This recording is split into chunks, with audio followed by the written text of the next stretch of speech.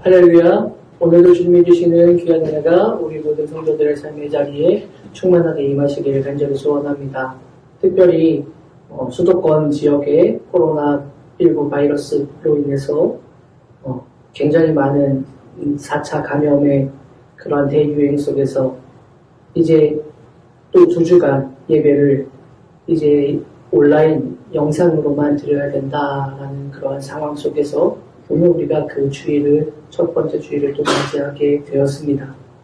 작년에 우리는 참 참담하고 힘들었던 시간들, 주님의 전에 나와 함께 예배드리지 못하는 그런 안타까움, 그런 정말로 어떻게 말해야 될지 모르는 그런 어려운 시간들을 지내었었을 때 그 모든 것들이 끝나고 이제 모든 것들이 해결되고 주님만 바라볼 수 있고 함께 더욱더 뜨겁게 예배드릴 수 있겠구나 했는데 또다시 이런 어려움이 찾아오면서 우리의 마음에 참 많은 힘듦과 아픔을 우리는 경험하게 됩니다. 그러나 여러분, 어떠한 상황 속에서도 우리의 믿음이 흔들리지 아니하고 주님만 바라보고 우리의 예배 자리가 어디든지 간에 항상 소망을 잃지 아니하는 거룩한 믿음의 자녀들이 되시기를 간절히 소원합니다. 모이기를 피하는 어떤 사람들의 습관과 같이 하지 말라라고 지난주에 우리가 함께 말씀을 나누었던 것처럼 우리가 어떤 자리에서 비록 우리가 주의 전에 함께 예배를 드리지 못하는 성도들이 있다 할지라도 그 어떠한 자리에서도 우리의 예배의 습관들이 해이해지거나 모이기를 피하는 모습들이 되지 않는 아름다운 믿음의 자녀들이 되어서 어느 곳에서나 하나님을 기쁘게 해드리는 참된 예배자로 서 있는 복된 주의 자녀들이 되시기를 간절히 소원합니다. 오늘 말씀 베드로전서 5장에 보면 우리는 오늘 1절부터 4절까지의 말씀만 우리가 함께 살펴보았지만 이 베드로전서 5장에는 사도 베드로가 성도들 두 부류를 나누어서 그들에게 특별한 권면을 해주고 있습니다. 우리가 읽은 오늘 본문에는 장로들에게 하는 권면이 들어가고 있고 5절 이하에서는 젊은 자들에게 하는 권면을 말해주고 있습니다.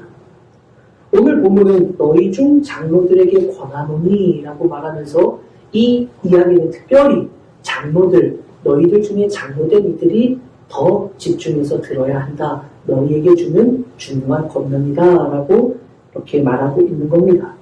장로들, 여러분 이 표현에는 지금껏 많은 다양한 이견들이 존재해 왔습니다. 문자적으로 그대로 이것을 번역하면 나이 많은이라는 단어의 비교급으로, 그러니까 이 단어는 원래적인 의미, 원래 문자적인 의미로 보면 나이가 더 많은이라는 그런 의미입니다. 그래서 너희들 중에 나이가 더 많은 이들에게 너희가 이 말을 들어라 라고 하고 있다라는 것이 문자적으로 이해할 수 있는 첫 번째 장로들에 대한 그런 문자적인 해석입니다. 그런데 이 표현을 누가복음에서는 회당의 장로들을 말할 때 이 단어를 사용했고 또 사도행전에서는 사내들인 공의의 평신도 리더들, 또 초대교회의 장로들, 선교지에서는 교회의 중추적인 지도자들을 말할 때 이 단어를 똑같이 사용합니다. 바울은 디모데에게 보내는 편지에서 정말로 문자 그대로, 정말로 아까 말씀드린 것처럼 정말로 문자가 말하는 그대로 더 나이가 많은 성도들을 말할 때 또 이 똑같은 단어를 사용하기도 했습니다. 다양한 해석이 가능한 단어라는 말입니다. 그런데 다양한 해석이 가능하지만 5절에서 권면하는 젊은 자들과 연결해서 이를 이해하는 것이 아마 가장 적합한 표현일 것입니다. 사도 베드로는 오늘 본문에서 장로들을 그리고 5절에서는 젊은 자들을 이렇게 대비하면서 말하고 있는 것을 우리는 주목해 보면서 두 가지로 우리는 이 말씀 누구인가, 이 장로들이 누구인가를 이해해 볼 수 있을 겁니다. 하나는 교회의 리더들을 지칭하는 것으로 이해할 수 있을 것이고 또 하나는 이를 신앙의 연륜으로 이해하여 장로는 교회 공동체에서 신앙의 연륜이 더 오래된 이들을 의미하고 젊은 자들은 단순히 나이가 어린 자들이 아니라 초신자들, 또 처음 신앙을 가진 자들, 아직은 신앙의 연륜이 그렇게 크지 않은 연약한 자들을 의미하는 것으로 우리는 이해해 볼 수 있습니다.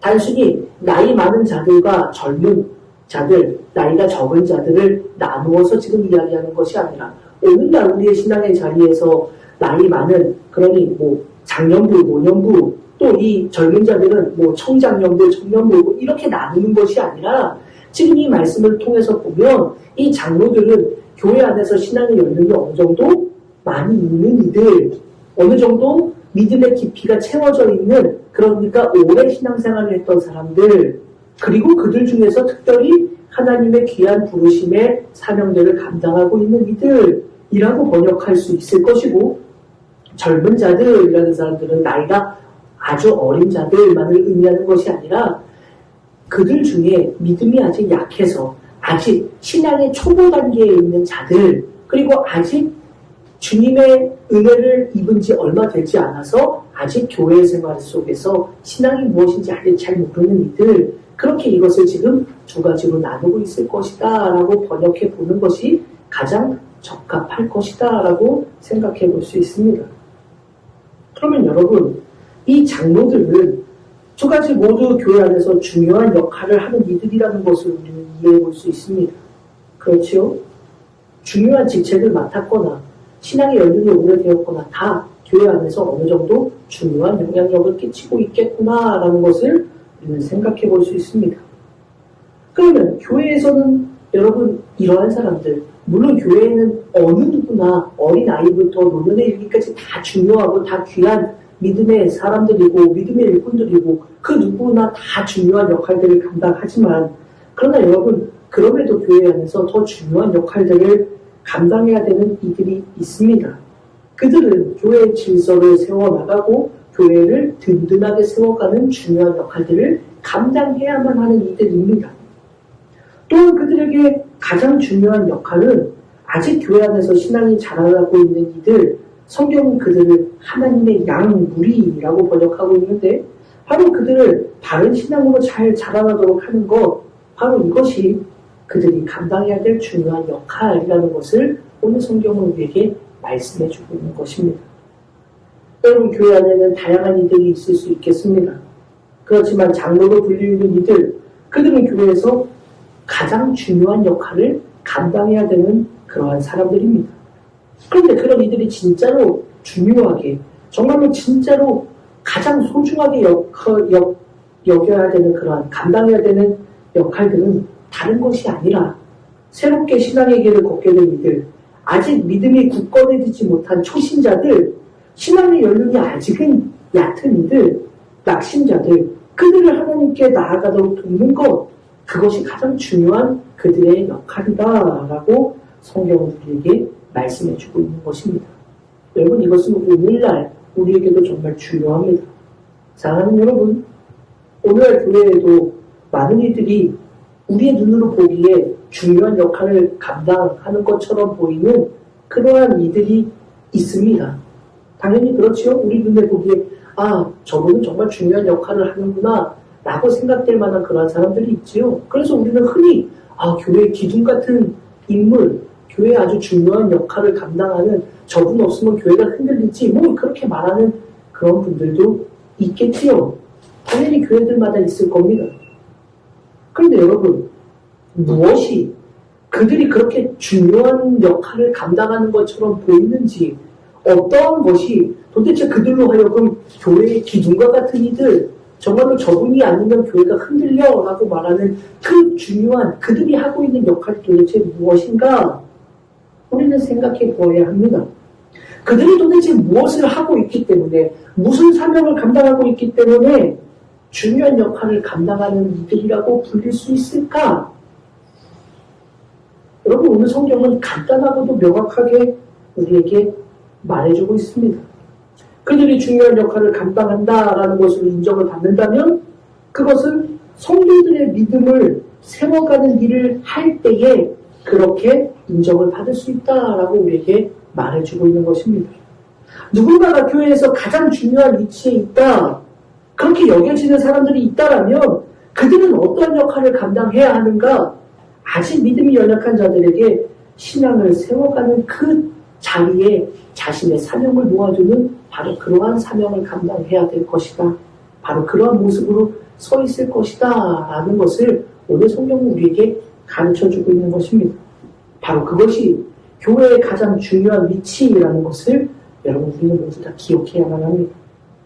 여러분은 그런데 교회의 가장 귀한 위치, 귀한 역할이라고 하면 무엇을 생각하십니까? 어디가 그렇다라고 생각하십니까? 어떤 교회는 성가대라고 생각하는 이들도 있습니다.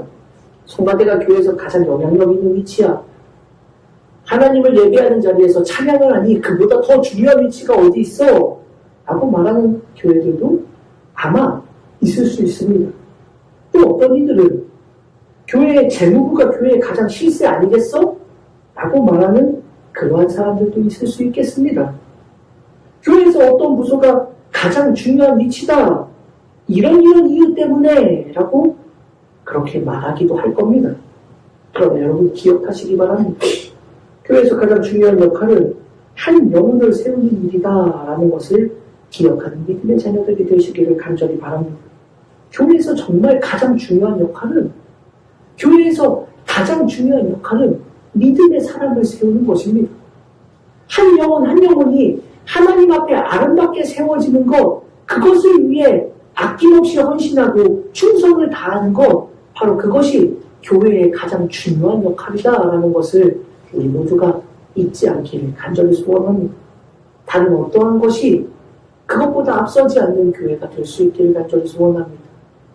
주님이 기뻐하시는 일에 그것이 무엇인지 한 영혼을 위해 헌신하는 것임을 우리가 잊지 않는 믿음의 자녀들이 되어서 한 영혼 한 영혼을 세워가는 그 아름다운 일에 우리 모두가 함께 기쁨으로 참여할 수 있는 복된 주님의 자녀들이 되시기를 간절히 소원합니다.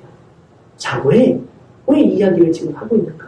성경이 바로 오늘 장로들, 교회에서 가장 중요하게 인정받을 만한 그 사람들이 해야 될 일이 바로 이것이다 라고 우리에게 말해주고 있기 때문에 그렇습니다.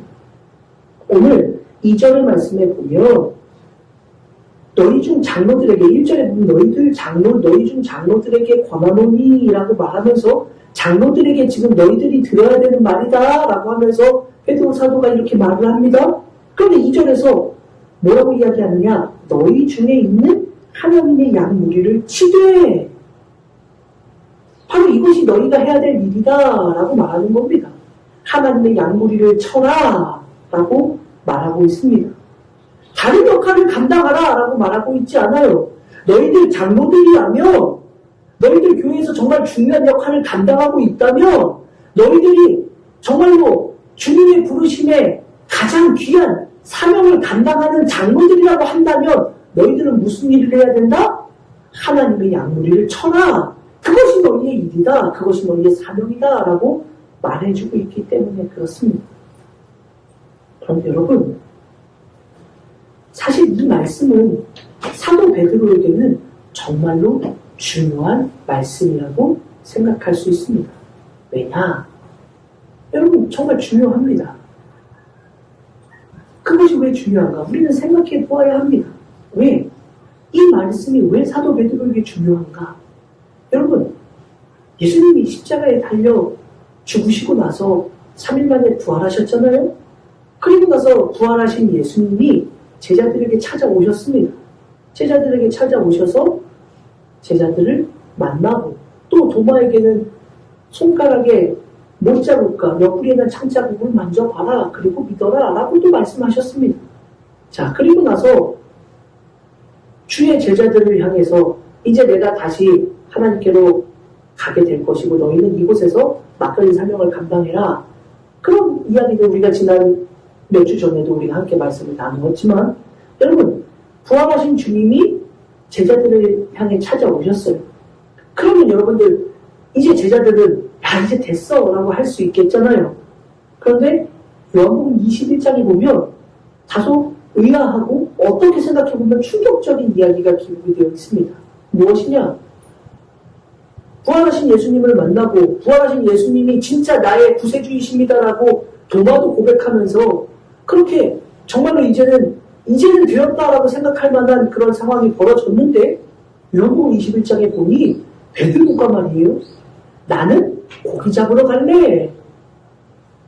나는 이제 고기 잡으러 다시 돌아갈 거야 라고 하면서 갈릴리로 돌아가는 사건이 요한복음 21장에 기록이 되어 있습니다. 자기뿐만 아니라 다른 제자들 몇 명도 함께 같이 갑니다.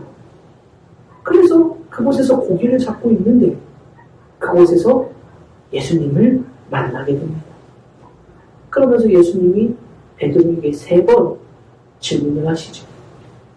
요한의 아들 시몬아, 내가 이 사람들보다 나를 더 사랑하느냐? 그때 베드로는 내가 주님을 사랑하는 줄 주님이 아십니다라고 대답하고 그 뒤에 예수님이 3번 이렇게 말씀을 합니다. 내 양을 치라, 내 양을 먹이라, 내 양을 먹이라. 이 3번 내 양을 먹이라, 내 양을 치라 라는 이야기를 예수님께서 베드로에게 이야기하십니다.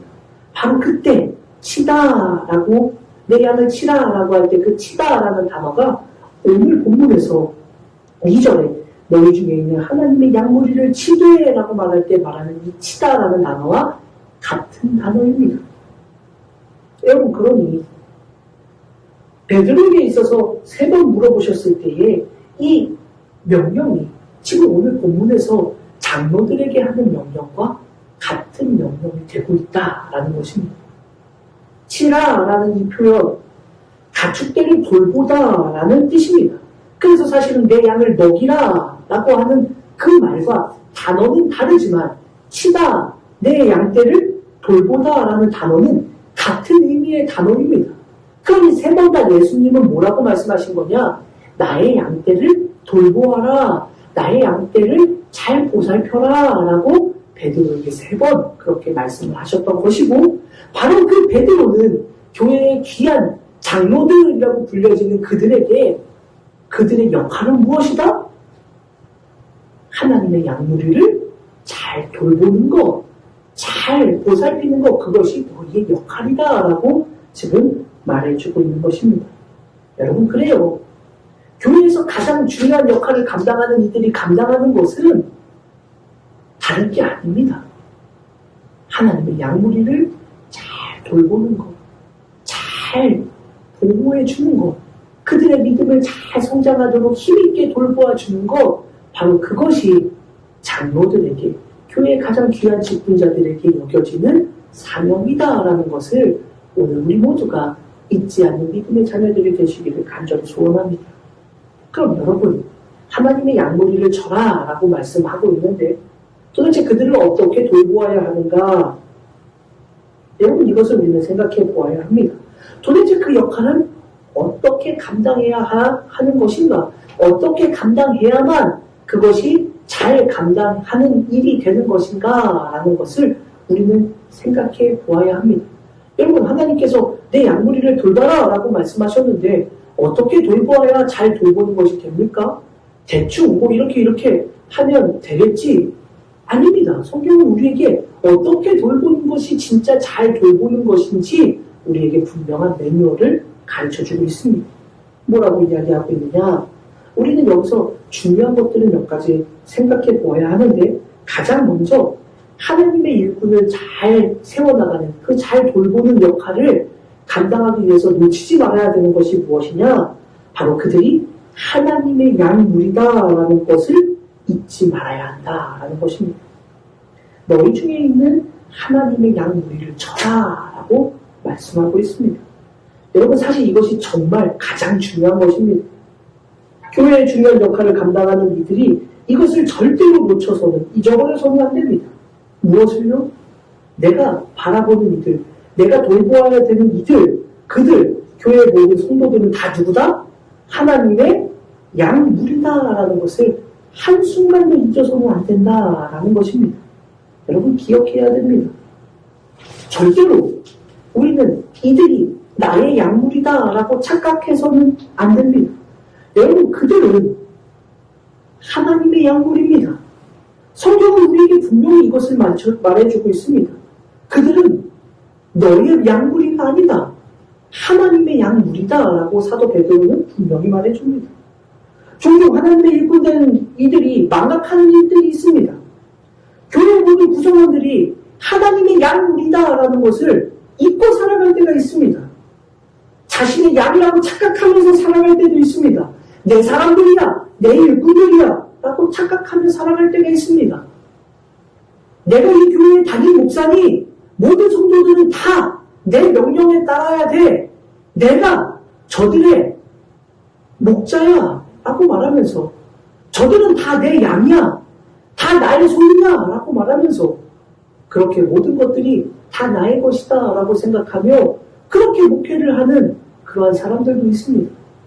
그러나 여러분, 성경은 우리에게 분명히 말씀해 주시는데 우리에게 맡겨주신 그 모든 성도들, 그 귀한 믿음의 자녀들은 우리의 양이 아닙니다.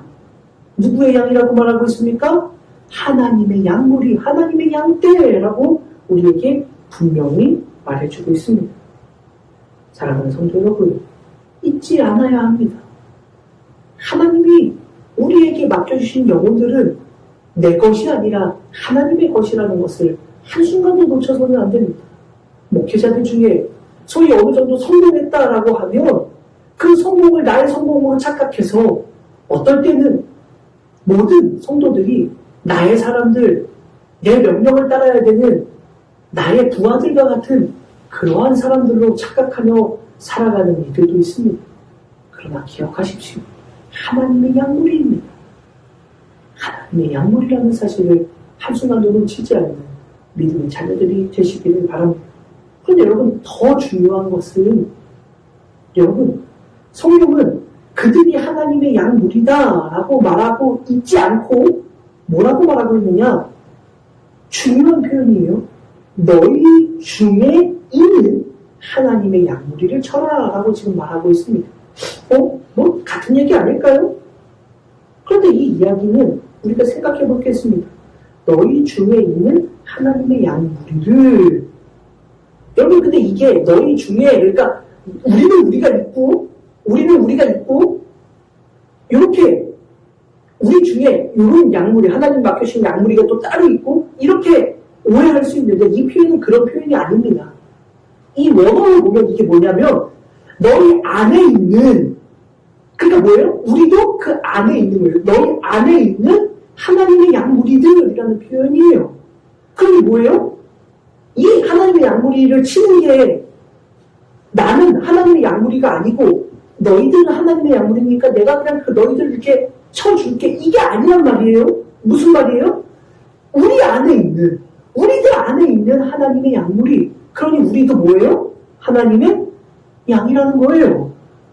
하나님이 장로들로 특별히 부르신, 하나님이 교회 안에서 큰 일꾼으로 부르신 그들도 뭐다? 하나님의 양무리 중에 하나다라는 거예요. 그래요, 여러분. 우리 모두 똑같이 하나님의 양무리라는 사실을 잊지 마시기를 바랍니다. 내가 중요한 사명의 자리에 있어도 말입니다. 어떤 큰 역할을 감당하고 있는 것 같아도 말입니다. 그렇지 못한 성도들과 조금도 다르지 않은 것은 우리 모두가 다 하나님의 양무리다라는 것을 성경은 우리에게 가르쳐주고 있는 것입니다. 하나님께서 우리에게 특별히 그들을 돌보라라는 귀한 사명을 주시기는 했지만, 그 역할을 위임해 주시기는 했지만, 역시 우리도 하나님의 양무리로서 똑같은 하나님의 양무리를 돌보는 믿음의 일꾼이라는 사실을 기억하시는 주님의 자녀들이 되시기를 간절히 소원합니다. 만약 이것을 잊어버리면 여러분, 우리는 많은 충격적인 결과를 보고 있지 않습니까? 내가 하나님보다도 더 높아지는 모습을 보여주기도 합니다. 하나님이라고 할지라도 내 뜻에 어긋나면 하나님조차도 난 용서하지 못해 라고 말하는, 그렇게 서슴지 않고 말하는 이들도 우리는 묵도하게 됩니다. 여러분, 기억하십시오. 우리도 하나님의 양무리고 우리는 하나님의 그 양무리들을 돌보도록 부르심을 받았다라는 사실을 잊지 않고 그 사명을 향해 아름답게 나아가는 복된 주님의 자녀들이 되시기를 간절히 소원합니다.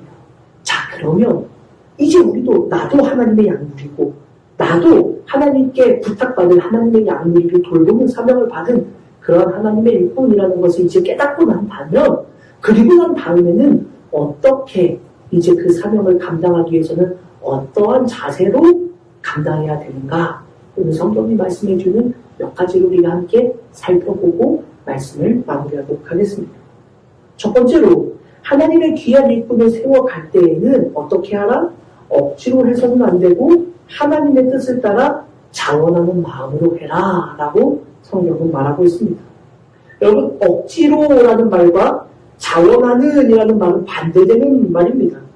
그러니 이것은 한 가지로 이해할 수 있습니다. 여러분, 억지로라는 말 뜻은 강제적으로 요구된 하기 싫은 상태로 강제로라는 그러한 뜻입니다. 여러분, 이렇게 말해보아도 좋을 겁니다. 마지못해 라는 표현과도 참 잘 어울리지요? 마지못해 하는 겁니다. 하기 싫은데, 하기 싫지만 마지못해서 어쩔 수 없이 하는, 그렇게는 하지 말아라 라고 말하고 있습니다. 그럼 이 말 생각해보면 여러분 그런 거죠. 진짜 하기는 싫지만 여러분 때로는 진짜 하기 싫은데 강제로 등 떠밀려서 그렇게 하는 겁니다. 마지못해 하기는 싫지만 그런 여건과 상황 사이에서 사람들이 그렇게 이끌어가니까 또 주변의 모습들, 주변이 나를 향해 보는 모습들이 또 그러하니까 마지못해서 하기 싫은데 또 누군가가 압력을 해서 너 이거 반드시 해야 돼? 라고 하니까 어쩔 수 없이 그냥 해야지. 그러한 경우들을 아마 억지로라는 이 표현이 잘 담고 있는 것 같습니다. 근데 여러분, 신학대학을 다니고요, 목회를 하면서 이제 처음 신학대학을 들어갔을 때로부터 이제 21년 정도가 지났는데 신학대학에 다니면서도 많은 선배, 동기, 후배들을 보고 목회를 나와서도 많은 선배 목사님들, 동기 목사님들, 또 후배 목사님들, 전도사님들 많이 보게 되는데 여러분 어떨 때는요, 그들 중에서 누구다 아니라 얼마나 이런 게 아니라 어떤 사람들은 정말로 억지로 마지못해 신학대학에 다니고 마지못해 목회를 하는 그러한 사람들을 보았던 기억이 있습니다. 참 얼마나 힘들어하는지 모릅니다. 마지못해 하니까 그들의 삶이 굉장히 힘들고 피폐해집니다. 저는 종종 그런 이야기들을 많이 들었었는데 제 세 명의 자녀들이 있는데 3남매가 있는데 큰아이와 막내가 이제 남자 아이예요. 두 아들을 두고 있는데 가끔 많은 성도님들이 그런 이야기들을 합니다. 아들이 둘이나 있는데 혹시 목회시킬 생각 있느냐? 목회시켜야 되지 않아요? 그런 이야기들을 종종 물어볼 때가 있습니다. 그러면 저는 항상 그렇게 말합니다. 혹시 저희 아이들 중에 누군가가 목사님이 되겠습니다. 아빠 저는 목회자가 되고 싶어요. 라고 말한다면 그것을 막을 생각은 없고 도와주고 기도하고 하겠지만 제가 스스로 하고 싶지 않다는 애를 억지로 목회자를 만들 생각은 조금도 없습니다. 라고 이야기를 했던 적이 있었고 그 생각은 지금도 마찬가지입니다. 여러분 왜 그럴까요? 제가 종종 하는 얘기가 있는데 여러분 소명의식을 가지고 목회를 해도 이렇게 힘든 일이 없습니다. 정말 힘든 일이지요. 그런데 소명의식도 없이 억지로 하면 그 자리가 얼마나 고통이 되겠습니까? 저는 주변에서 그런 사람들도 많이 보았고 저 스스로도 그렇게 느끼기에 저는 저희 아이들이 본인들이 원하지 않는다면 목회를 전혀 시키지 않을 겁니다. 라고 그렇게 이야기했던 그런 적들이 있었습니다. 여러분, 그만 힘든 게 아닙니다. 그가 억지로 목회를 하고 억지로 주님의 일을 하면 그만 힘든 게 아니라 그 가족들도 힘들고 그 가족들만 힘든 게 아니라 더 나아가서는 교회 성도들까지도 힘들게 됩니다. 그러니 여러분 억지로 해서는 결코 안 된다라는 말씀을 우리는 분명히 생각하고 하나님의 일을 감당해야 합니다. 오늘 베드로 사도는 주님의 일을 하는 이들에게 바로 이것을 말하는 겁니다. 주님의 일을 할 때 억지로 해서는 안 된다. 누군가가 등 떠민다고 그렇게 해서도 안 된다. 그러면 정말로 힘들어진다. 여러분 교회에서도 그렇지 않습니까? 교회에서도 내가 정말 하고 싶어서 하는 일이 아니라 억지로 아무도 하는 사람이 없어서 사람들이 당신이 해요. 그러다 보니까 그러면 제가 할 수밖에 없는 상황이어서 하게 되었어요 라고 말하는 일들을 많이 경험하지 않습니까? 저는 종종 그런 이야기들을 많이 들었었습니다.